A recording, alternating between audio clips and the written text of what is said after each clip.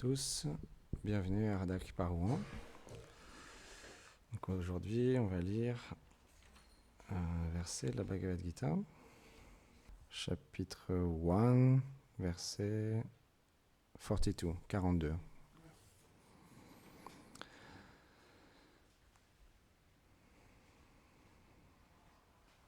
Doshe eta kule gnanam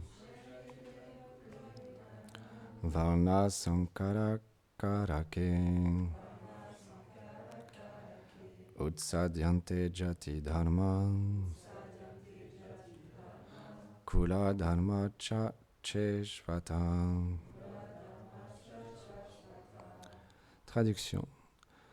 À cause des actes malsains de ces destructeurs de la dynastie, qui donnent ainsi naissance à une descendance indésirable, les principes religieux de l'enseignement, suivant l'éternelle tradition familiale, plongent dans l'oubli.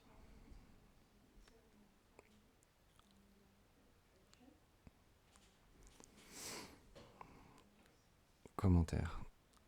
À cause des actes malsains de ceux qui ont détruit la dynastie, les principes de l'enseignement religieux, conformément à la tradition familiale éternelle, sombrent dans l'oubli.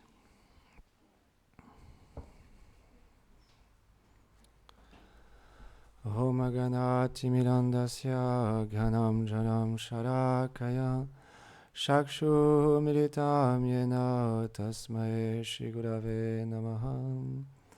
Namaham Vishnu Padaya Krishna Prestaya Bhutale Srimati Bhaktivedanta Swami Niti Namine Namaste Sarasvati Deve Gauravani Pracharine Nirvishesha Shunyavadi Pashyatya Deshatarine.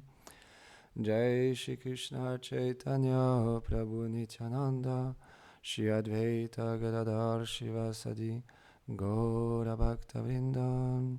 Hare Krishna Krishna Krishna Hare Hare Hare Rama Rama Rama Hare Hare. Vrindaye Tulasi Devyaye Priyaye Keshavasyacha Krishna Bhakti Platedevi Satyavate Namo Namaha. Vanchakalpatarubhyacha kripa sindhubhyahevacha patitanam pavanebhyo vaishnavebhyo namo namaha. Avant de commencer à parler, j'implore les bénédictions, mon maître spirituel, Srila Prabhupada, toute l'affiliation spirituelle, toutes les dévotes et les dévots ici assemblés, pour glorifier le Seigneur suprême Shri Krishna. Je sens tellement inqualifié de me trouver devant vous après tellement de belles classes de mes frères et sœurs, et spécialement de Gurudev. Mais c'est la tradition que tous les jours, ça tourne, que chacun puisse parler, qu'on puisse à son tour glorifier le Seigneur suprême, Shri Krishna. Parce que les Vaishnavas ils expliquent qu'il n'y a pas de différence entre l'écoute et la parole. Ceux qui parlent ou ceux qui écoutent, c'est la même puissance. On est réunis pour glorifier le Seigneur suprême Shri Krishna. Et certains le font à travers le service d'écouter, et un autre va faire à travers la parole, où il parle. C'est la même chose. Il n'y en a pas un supérieur à l'autre. C'est pas que la personne qui est assise sur le Vyasasana est supérieure à ceux qui écoutent. Parce que c'est le même principe, c'est le même service. Comme Gurudev, il explique souvent, il n'y a pas un service mieux qu'un autre. Comme il a dit dimanche, on peut faire la vaisselle, passer le balai, cuisiner, aller distribuer des livres, chanter, s'occuper de ses enfants. C'est la même chose. Krishna, il est juste attiré par la dévotion. Et dans le premier chapitre, c'est intéressant parce que Arjuna, il se retrouve dans une situation très difficile. Il est le guerrier le plus puissant de l'armée. Il a une responsabilité énorme C'est au-delà de toute responsabilité qu'on pourrait avoir d'être le maire d'une ville ou même le président d'un pays. Lui, la guerre, le sort de la guerre dépendait de lui. À savoir si les Kauravas gagnaient la guerre ou les Pandavas. Parce qu'il était le guerrier le plus puissant de cette bataille. Kopika a donné des belles classes sur le Mahabharata pour nous expliquer la puissance de tel guerrier. C'est pas comme aujourd'hui où les présidents de la République ou les chefs des armées ils trouvent une raison pour faire la guerre, pour avoir plus d'argent, plus de pétrole, plus de pouvoir. Et puis eux, ils restent dans leur bureau et ils disent aux soldats, allez faire la guerre, allez vous entretuer. Et eux, ils restent tranquilles chez eux. À cette époque-là, c'était pas comme ça. Les rois étaient au premier plan. Les guerriers puissants comme Arjuna, ils étaient sur le front, comment on dit ? Le front. Première ligne, voilà. Merci, Jayanta. Et donc, Arjuna, il se dit, mais est-ce que, véritablement, c'est bon de faire cette guerre ? Parce que dans le camp opposé, il y a Bhishma, mon aïeul, Drona, mon maître d'armes. Imaginez-vous, celui qui a appris tout l'art de la guerre à Arjuna. Il lui a tout enseigné. Et il se trouve dans le camp opposé. Et il sait qu'il va devoir le tuer. Donc là, il se retrouve dans cette position et il se demande, est-ce que c'est bon ? Est-ce que je ne devrais pas juste me retirer dans la forêt et laisser les Kauravas gagner et obtenir ce qu'ils veulent, le royaume ? Il est complètement dévasté. Il perd ses facultés, son arc, ses flèches lui glissent des mains. Il tombe à genoux au sol. Et il pleure, il est complètement détruit, perdu. Et c'est ce qui caractérise notre vie. C'est pour ça que la Bhagavad Gita, c'est un texte qui est tellement important. Parfois, on se trouve dans une telle situation où on ne sait plus quoi faire.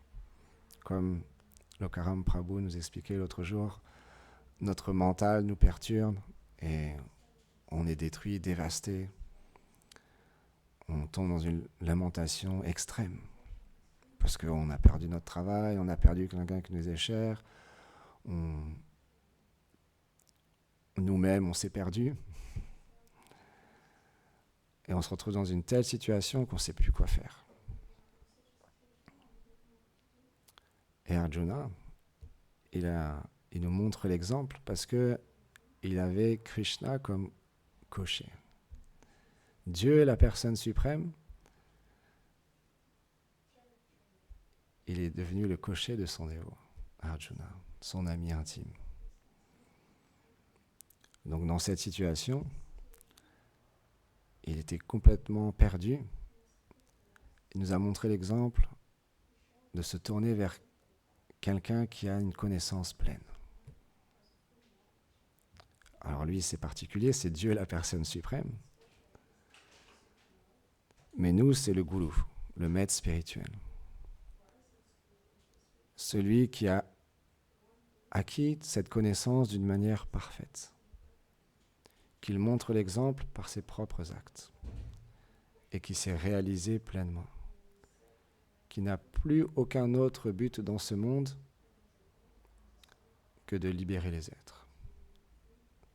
Parce qu'il est, bien que son corps physique est toujours dans ce monde, il est absorbé dans sa réalité.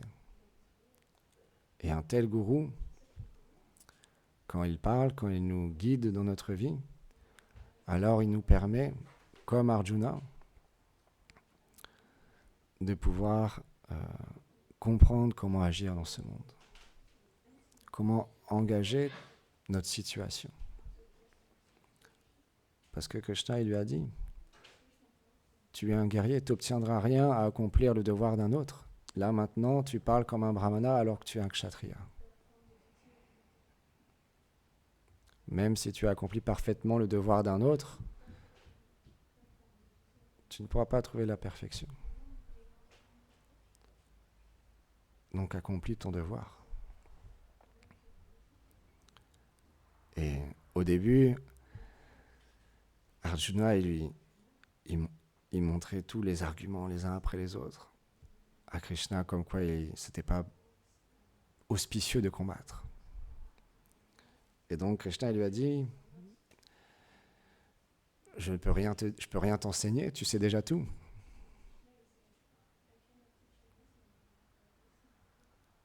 Et là, Arjuna, quand il a entendu ça, il a dit, ok, non, s'il te plaît, enseigne-moi.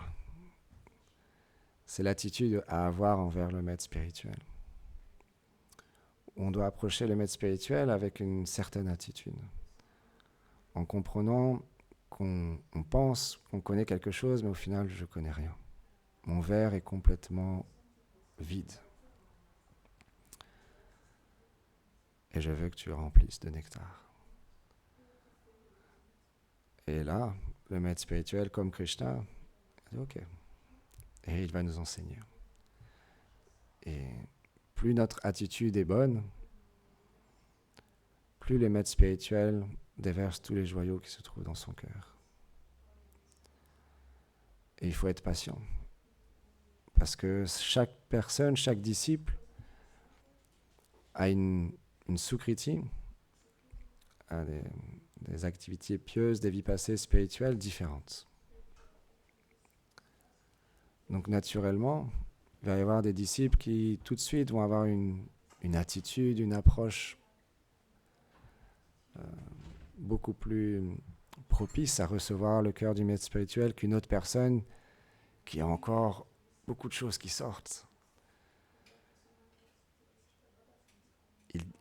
Il est encore dans la bataille avec les anarthas. Et il se bat contre lui-même, contre son mental, ses désirs, la concupiscence, le désir d'indépendance. Mais il désire quand même progresser. Donc le maître spirituel, c'est pas qu'il va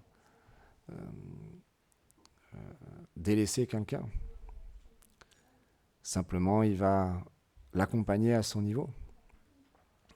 C'est comme un professeur qui a une classe d'élèves. Il ne va pas parler de la même manière à quelqu'un qui est au CP que quelqu'un qui est en maths sup. Parce que même s'il lui partageait ce qu'il peut enseigner à celui qui est en maths sup, celui qui est au CP, il ne pourra pas comprendre.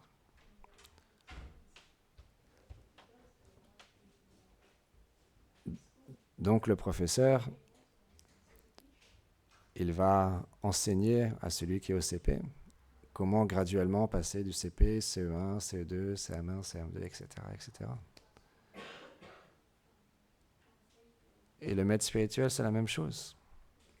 Il va nous enseigner comment dépasser nos anarthas, dépasser nos mentales, engager nos tendances, chanter le Mahamantra avec attention. Pour une personne, chanter le Mahamantra, au début, c'est très difficile. Gurudev, il a dit, l'autre jour, il y a des personnes, ils vont prendre 1h30 pour chanter un japa. Alors qu'une autre personne, il va être tellement absorbé que ça va lui prendre 3 minutes, 4 minutes. Parce qu'il y a une absorption complète dans le nom. Le nom, il danse sur la langue du dévot. Donc il n'y a aucun obstacle. Le mental, il est absorbé. Les sens sont contrôlés. Et donc c'est très facile. Ça coule. C'est une rivière de nectar. Et le dévot, il ne peut même pas s'arrêter de chanter. Tellement il est absorbé. Alors qu'une autre personne, il va chanter. Il chante. Ah, c'est bon, j'ai fini mes 16 tours. Clac, il prend le japa. Ah, ça y est, c'est fini. Je vais pouvoir passer à autre chose. Parce qu'il n'y a pas encore de goût. Mais c'est normal. Parce que c'est graduel. Le service de dévotion, c'est quelque chose de très scientifique. Et de la même manière, Krishna, il a dit à Arjuna, combat, engage tes tendances, tu es un guerrier, tu dois sauver l'humanité. En face, tu as Duryodhana, Shakuni, Dushashan, qui veulent juste avoir le pouvoir pour leur propre plaisir. Et ils ne suivent pas le dharma. Donc tu dois combattre pour rétablir le dharma et sauver l'humanité. C'est ton service. Et donc le maître spirituel, comme Krishna a fait avec Arjuna, il va nous engager d'une manière à ce qu'on puisse progresser. Et on voit d'année en année, il y a un progrès qui s'opère. Si on est sincère et qu'on ne commet pas de Vaishnava Parad, d'offense envers les Vaishnavas. C'est la seule chose qui peut véritablement comme stagner notre avancement. On peut se maintenir, mais on ne peut plus progresser.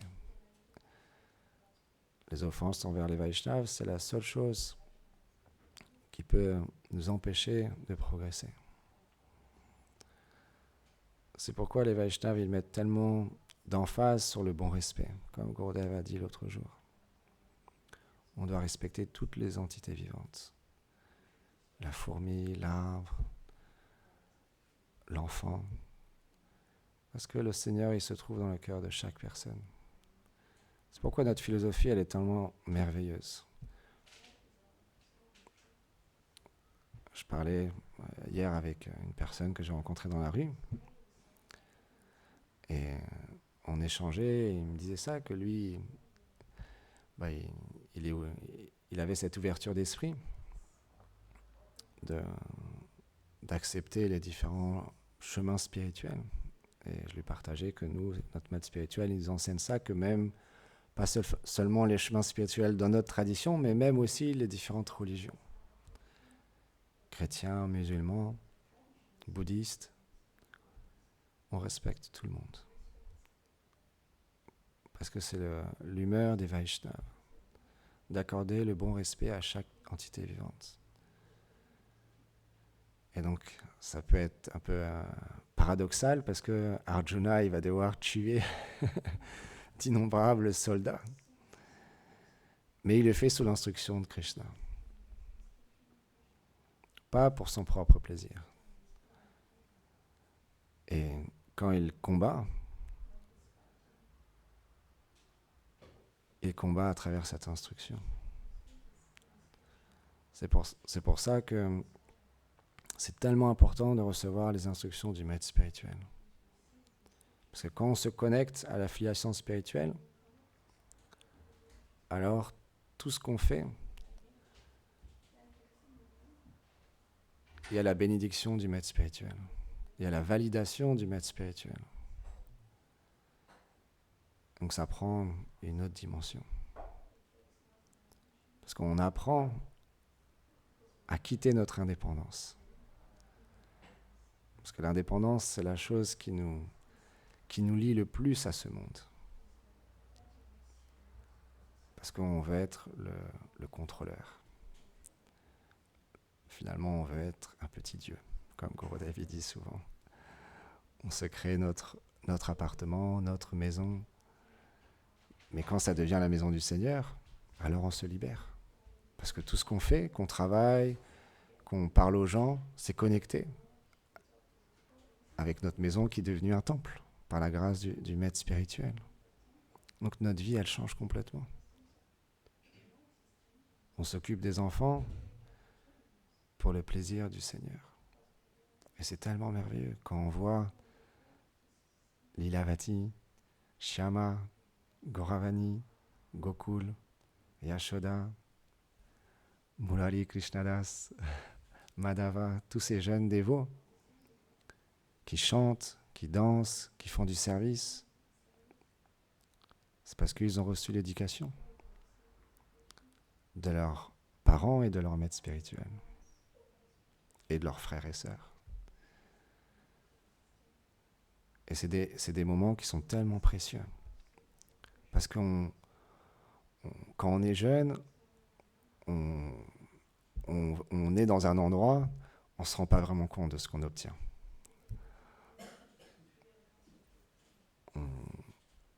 On est dans un endroit, donc on est végétarien parce que nos parents sont végétariens. On chante parce que nos parents ils nous demandent de chanter. On va au temple parce que nos parents ils nous demandent d'aller au temple. Et petit à petit, on voit il y a le libre arbitre qui s'opère. Et donc quand on commence à grandir, après on a le choix de plus en plus.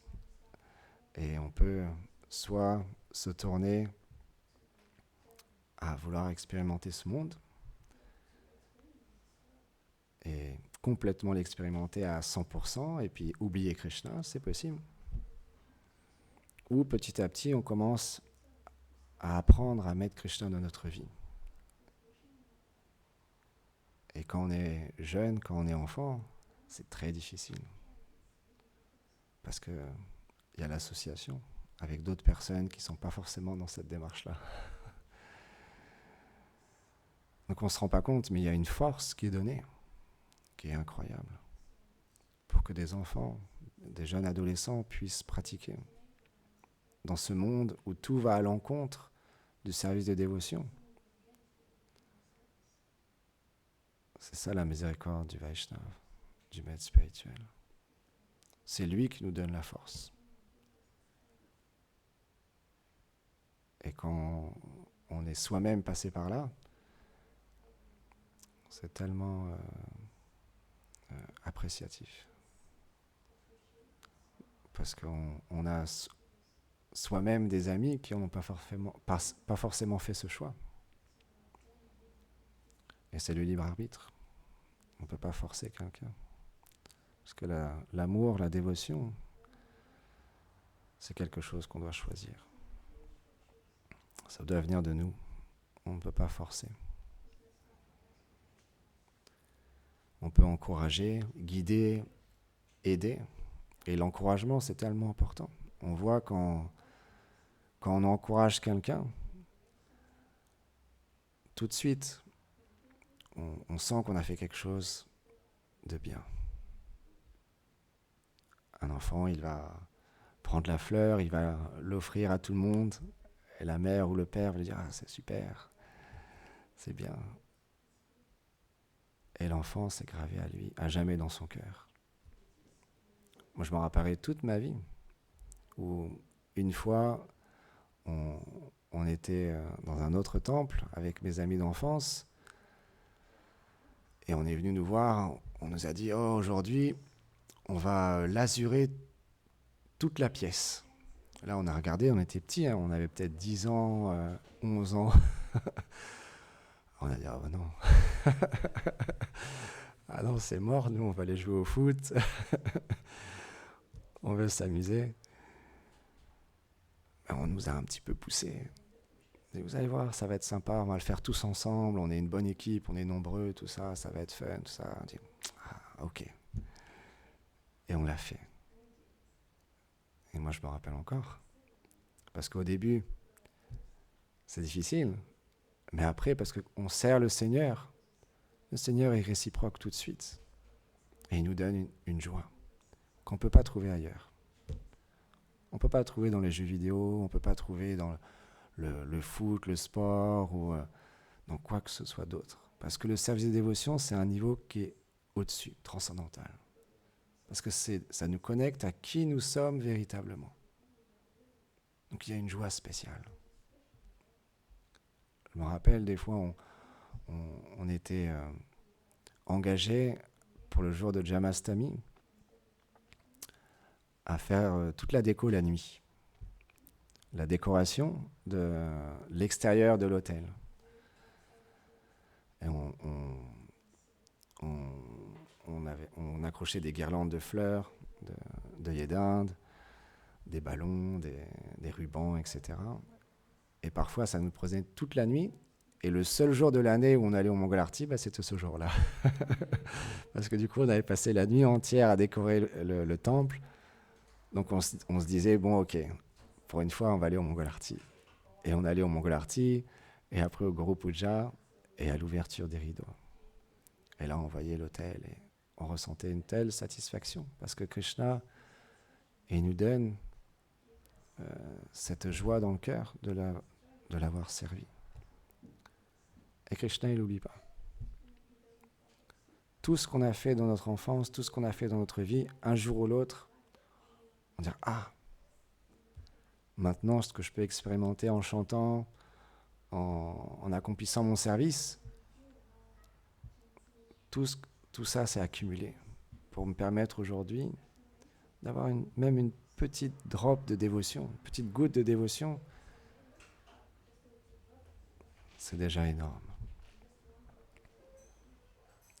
Et plus on se rapproche de notre réalité, et plus on développe une gratitude de plus en plus grande envers toutes les personnes qui nous ont accompagnés, notre maître spirituel, Srila Prabhupada, parce que Srila Prabhupada est notre gourou. Tout occidentaux ne peut pas avoir il est obligé d'avoir de la gratitude envers Srila Prabhupada. Parce que c'est lui qui nous permet de continuer à chanter et à le servir.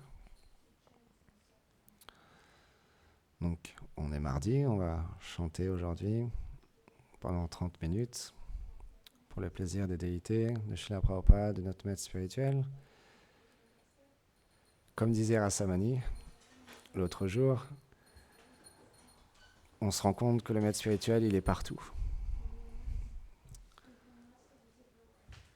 La peinture, tout, c'est le Gurudev. Le choix des couleurs, le niveau du mur. Gurudev, c'est partout. La disposition de la conque, tout, les boîtes à dons, tout. Il est présent partout. Et à travers les instructions, de chanter 1 fois par semaine le Harinam, 2 fois par semaine les mantras, continuer le service de chacun, il est présent. Et ça, on doit en être sûr. Et c'est de cette manière-là qu'on pourra continuer. Parce que c'est difficile. La séparation, je ne vais pas aller dans cette direction-là, parce que on va s'arrêter là. Mais voilà, Gurudev, il est tellement miséricordieux, il nous permet d'être ensemble, de continuer. Donc, on doit s'entraider et avoir une bonne fraternité, c'est important. Go Premanande Haribol.